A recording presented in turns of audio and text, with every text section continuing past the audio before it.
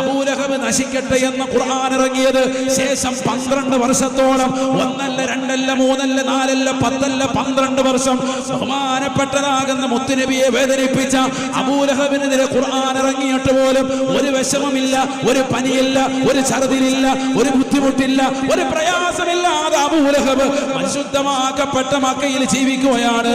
ആളുകൾ പറയാൻ തുടങ്ങി, അബൂലഹബിന് പരിശുദ്ധമാക്കപ്പെട്ട ഖുർആനിന്റെ ആയത്ത് ഭരിച്ചില്ല. മുഹമ്മദ് എന്ന് പറയുന്ന സാഹിർ മരണക്കാരൻ ഓതി വെച്ച ഖുർആൻ അബൂലഹബിന്റെ വിഷയത്തിൽ ഏശിയില്ല.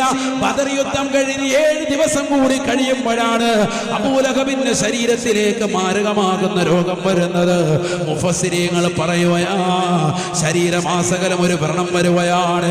ആര് കണ്ടാലും വെറുക്കുന്ന, ആര് കണ്ടാലും പ്രയാസപ്പെടുന്ന, സ്വന്തം ഭാര്യയ്ക്ക് വേണ്ട, സ്വന്തം മക്കൾക്ക് വേണ്ട, സ്വന്തം കുടുംബങ്ങൾക്ക് വേണ്ട എല്ലാവരും മാറ്റിവിടുകയാണ്.